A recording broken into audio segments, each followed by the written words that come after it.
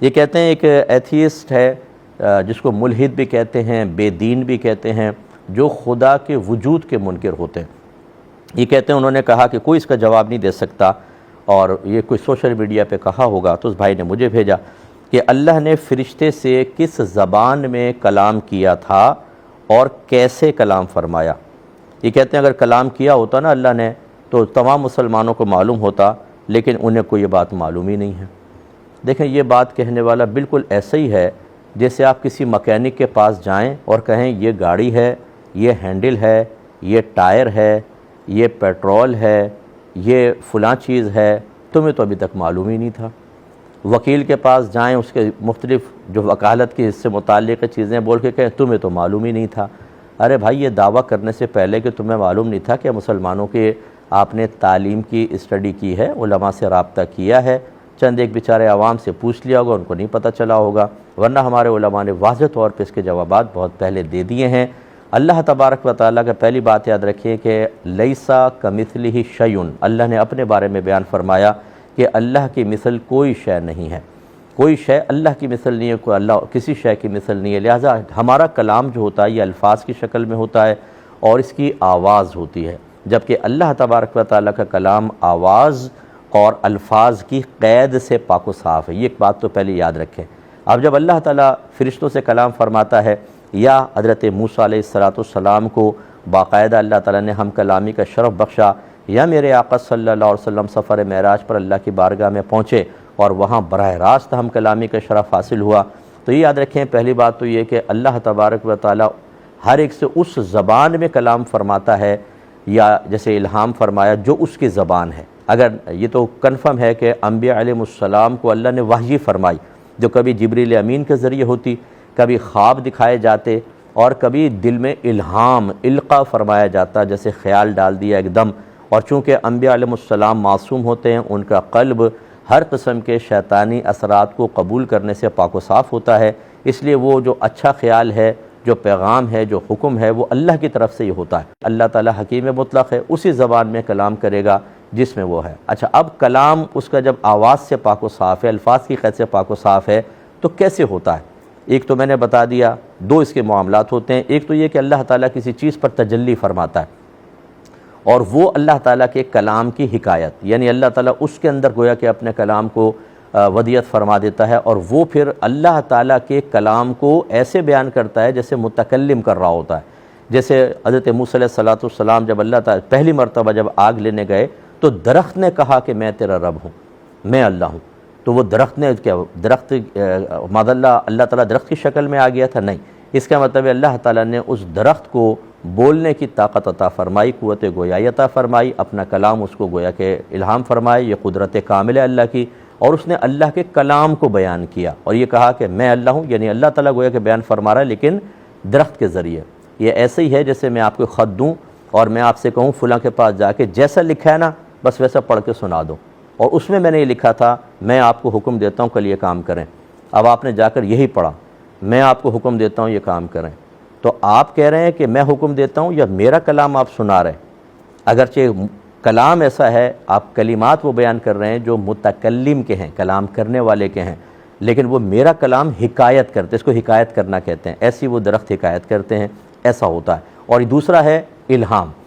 کہ جیسے دماغ کے اندر فیڈنگ یا دل کے اندر خیال ڈال لینا یا احکام ڈال لینا، اور چونکہ اللہ تعالیٰ فرشتوں سے، فرشتے معصوم یا نبیوں سے اس طرح کا الہام فرماتا ہے، نبی معصوم، لہٰذا وہ وحی الہی ہوتی ہے، وہ اللہ کا پیغام ہوتا ہے، شیطانی ایرر سے پاک و صاف ہوتا ہے۔ تو اب امید ہے کہ بہت سی بات سمجھ گئے ہوں گے۔ اس مختصر وقت میں اتنا ہی کلام سمجھنے والے کے لیے کافی ہے، اور جو نہ سمجھے وہ کبھی نہیں سمجھے گا۔ جو خدا کے وجود کو نہ سمجھ سکا وہ کیا بیچارہ بات سمجھے گا؟ اتنی بات بے دینوں کو سمجھ میں نہیں آتی، ملحدین کو سمجھ میں نہیں آتی کہ یہ کائنات کے اتفاقی طور پہ بن گئی ہے، اس کو چلانے والا کوئی بھی نہیں ہے، تو پھر اپنے گھر میں سبزی وبزی لا کے رکھ دو، دیکھیں اتفاقی طور پہ خود ہی کٹ جائے گی، خود ہی پک جائے گی، خود ہی آپ کے سامنے پلیٹوں میں آ جائے گی۔ کمرہ بند کر کے بیٹھو، جب اتفاقاً پورا ہو رہا ہے تو یہ بھی اتفاقاً ہو سکتا ہے۔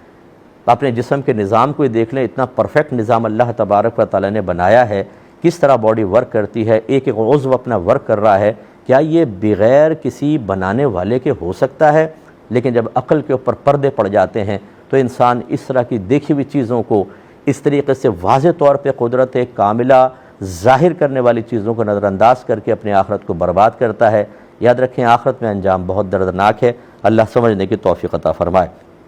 یہ کہتے ہیں کہ ایک 65-70 سالہ عورت ہیں، ان کے بچے ان کی نافرمانی کرتے ہیں، تو ایک مرتبہ انہوں نے کہا کہ پہلے جیسے لوگ بتوں کو پوجتے تھے تم بھی مجھے اسی طرح پوجو، میں تمہاری ماں ہوں۔ 4-5 سال ہو گئے ہیں، کہنے لگے ہمارے سامنے تو توبہ نہیں کی، ابھی زندہ ہیں، نماز وغیرہ بھی پڑھتی ہیں، کیا حکم شرع ہوگا؟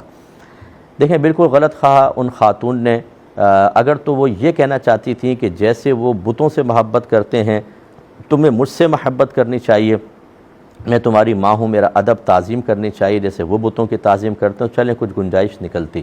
لیکن لفظ پوجنا، عبادت کرنا، تو عبادت تو صرف اللہ تبارک و تعالیٰ کی ہوتی ہے۔ ہم کعبۃ اللہ کے سامنے اگر سر جھکاتے ہیں تو کعبۃ اللہ کی عبادت کا قصد و ارادہ نہیں ہوتا،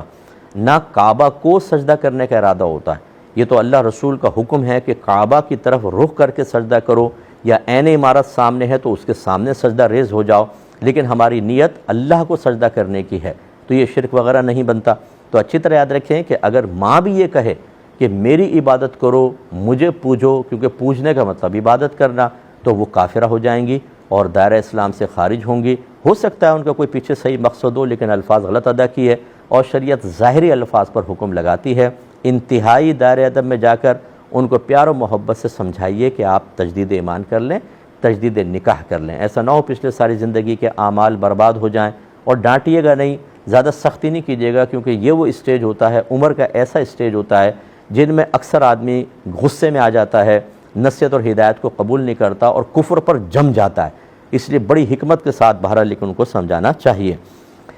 کسی بچی نے کہا کہ بیٹوں پر ماں کا حق زیادہ ہوتا ہے اور بیٹیوں پر شوہر کا، ایسا کیوں ہے؟ ماں کو جتنی تکلیف بیٹے کو پیدا کرنے میں ہوتی ہے اتنی ہی بیٹیوں کو بھی پیدا کرنے میں ہوتی ہے۔ تو پھر ہم 4 بہنیں ہیں